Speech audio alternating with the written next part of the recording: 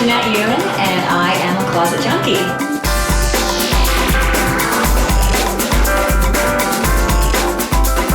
The way I set up my home is practical and artistic. I mean, I definitely have a flair for quirky items and collectibles and bringing all my fashion elements into my decor.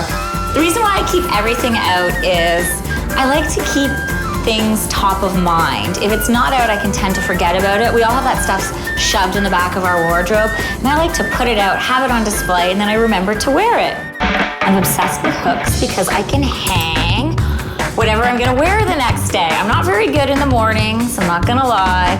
So I like to pick my outfit the night before. I always hang it up here, and then when I get up in the morning, I can get dressed, look in the mirror, grab my accessories, and go. Love quirky vintage items. It's a vintage doctor's bag from the 1800s, and at first I thought it was just cool and looked good, but then I realized it's kind of creepy because it probably sat on a lot of beds of people who might be passing away. So now I look at it and I say, hey, life is short, enjoy it, and you might as well go shopping.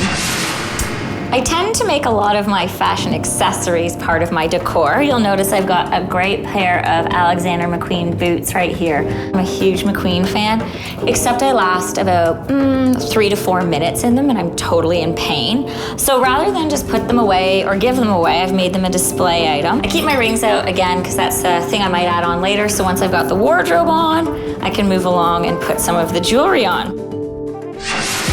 My favorite wedges I've lined along the wall. These are my new Christian Dior's. I love these. I just wore them to church last week and I got rave reviews. So I organized my wardrobe by fashion stories. This whole grouping here, silver hangers, is all set to go to the Bahamas with me this week.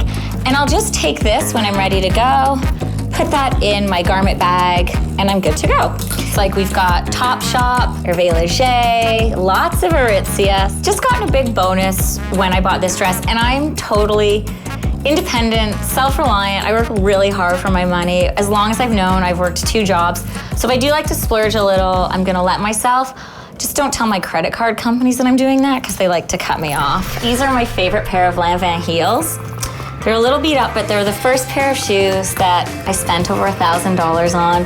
It's kind of scary. I remember growing up and it was sort of like $100 was a lot. Then you set it up to there. Then you started to get into the $300 range. Then $600 was okay. And then once you get over $1,000, I think it's just game over. I have a closet confession. I finally found a place to live in Los Angeles, so I have a second wardrobe there and it is growing. You know, the more closets, the merrier. What can I say? I'm a closet junkie and I'm always gonna be one.